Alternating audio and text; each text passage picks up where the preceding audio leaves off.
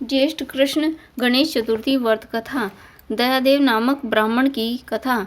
पार्वती जी ने पूछा कि हे पुत्र, ज्येष्ठ मास की चतुर्थी का किस प्रकार पूजन करना चाहिए? इस महीने के गणेश जी का क्या नाम है? भोजन के रूप में कौन सा पदार्थ ग्रहण करना चाहिए? इसकी विधि आप संक्षेप में वर्णन कीजिए। गणेश जी ने कहा, हे माता, ज्येष्ठ कृष्ण चतुर्थी सौभाग्य एवं पति प्रदायिनी है। इस दिन आखुरथा नामक गणेश की पूजा भक्तिपूर्वक करनी चाहिए। इस दिन घी निर्मित भोज्य पदार्थ अर्थात हलवा, लड्डू, पूड़ी आदि बनाकर गणेश जी को अर्पित करें। ब्राह्मण भोजन के पश्चात स्वयं भोजन करें। हे पार्वती माता, इससे संबंधित मैं पूर्वकालीन इतिहास का वर्णन कर रहा हूँ।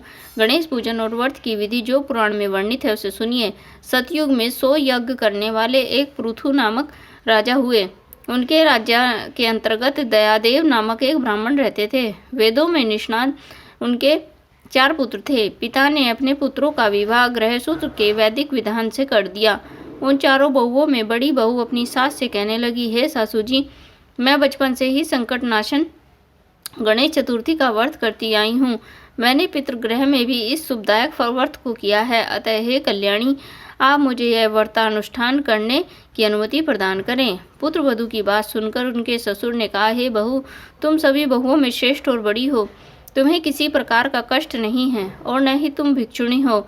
ऐसी स्थिति में तुम किस लिए व्रत करना चाहती हो? हे सौभाग्यवती, अभी तुम्हारा समय उपभोग करने का है। ये गणेश जी कौन है? फिर तुम्हें करना ही क्या है? कुछ समय के पश्चात बड़ी बहू गर्भिणी ही हो गई। 10 मास के बाद उसने सुंदर बालक का प्रसव किया।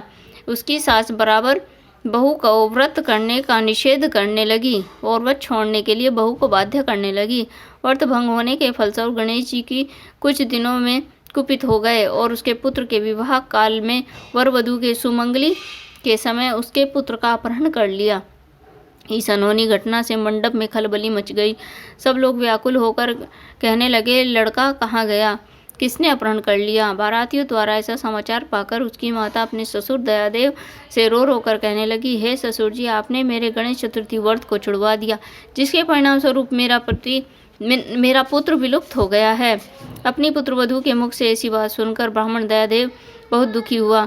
साथ ही पुत्रवधू भी बहुत दुखी हुई। पति के लिए दुखित पुत्रवधू प्रति मास संकटनाशन गणेश चतुर्थी का व्रत करने लग गई। एक समय की बात है कि वह वेदज्ञ नामक और दुर्बल ब्राह्मण भिक्षाटन के लिए इस मधुर भाषिणी के घर आया। ब्राह्मण ने कहा, हे बेटी, मुझे भिक्षा स्वरूप इतना भोजन दो कि मेरी क्षुधा शांत हो जाए।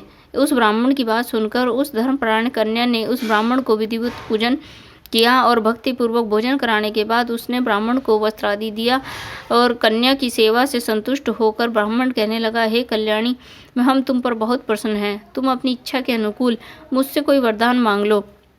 मैं ब्राह्मण वेशधारी गणेश हूँ और तुम्हारी प्रीति के कारण आया हूँ। ब्राह्मण की बात सुनकर कन्या हाथ जोड़कर निवेदन करने लग गई, हे विघ्नेश्वर, यदि आप प्रसन्न है तो मुझे मेरे पति के दर्शन करा दीजिए।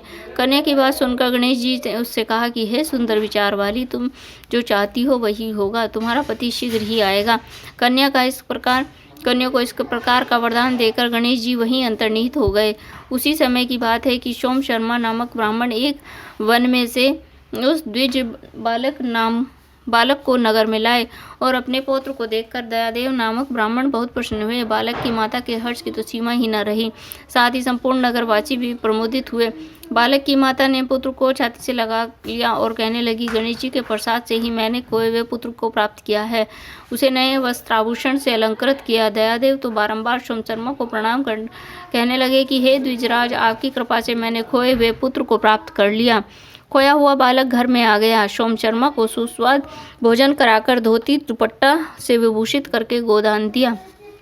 फिर मंडप का निर्माण करके विधिपूर्वक वैवाहिक कार्य संपन्न किया। इससे ये सभी पूर्ववासी प्रसन्न हुए। वह सौभाग्यशालिनी कन्या अपने पति को पाकर धन्य हो उठी। जेठ मास के कृष्ण पक्ष की चतुर्थी मनुष्यों के मनोरथ को पूर्ण करने वाली ही होती है। इस दिन नर नारियों को एक दंत गणेश की पूजा करनी चाहिए। हे देवी, पूर्व कथित रीति से भक्ति पूर्वक जो व्यक्ति इस व्रत और पूजन को करेंगे उनकी संपूर्ण इच्छाएं पूरी होंगी। श्री गणेश जी कहते हैं, हे राजन युधिष्ठिर, भगवान गणेश जी के व्रत का ऐसा ही महात्म्य है। हे महाराज, अपने शत्रुओं के विनाशार्थ आप भी इस व्रत को अवश्य कीजिए। बोलो गणेश महाराज की जय हो।